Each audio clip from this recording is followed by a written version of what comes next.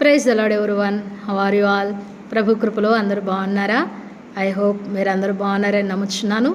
దేవుడిచ్చు గొప్ప వాగ్దానములో ఈరోజు దేవుడు చేస్తున్న వాగ్దానము సామెతలు 3వ అధ్యాయం 32వ వచనములో, యథార్థవంతులకు ఆయన తోడుగా ఉండును. దేవునికి మహిమ కలుగునుగాక.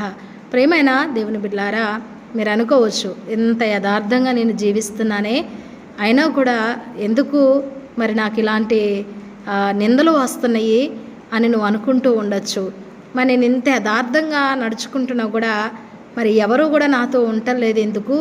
ఎంతో అన్యాయం చేసే వారితోమో అందరూ కలిసిమెలిసి చాలా మంచిగా వాడితో స్నేహం చేస్తూ ఉంటారు, వాళ్ళతో తిరుగుతూ ఉంటారు. మరి న్యాయంగా నీతిగా మాట్లాడితే, యథార్థంగా నడుచుకుంటే మరి నాతో ఎందుకు ఎవరు స్నేహం చేయట్లేదు, నన్నెందుకు అందరూ త్రోసివేస్తున్నారు అని నువ్వు అనుకుంటూ ఉండొచ్చు. ప్రియమైన దేవుని బిడ్డలారా, యథార్థంగా మాట్లాడే వారికి అనేకమైన శత్రువులే ఏర్పడతారు. అబద్ధాలు చెప్తూ మోసము చేసేవారికి అందరూ మిత్రులే అవుతారు.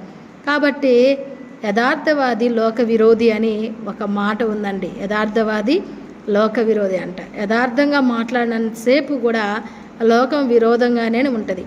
కానీ లోకమంతా విరోధంగా ఉన్న దేవుడు మనకి తోడుగా ఉంటాడని దేవుని వాక్యం సెలవిస్తుంది. యథార్థవంతులకు దేవుడు తోడుగా ఉంటాడు. కాబట్టి దేవుడు మనకి తోడుగా ఉంటే చాలండి.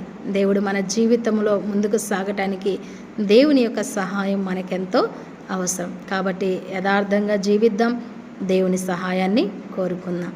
దేవుడి మాటలు దీవించి ఆశీర్వదించునుగాక. ఆమేన్. Praise the lord.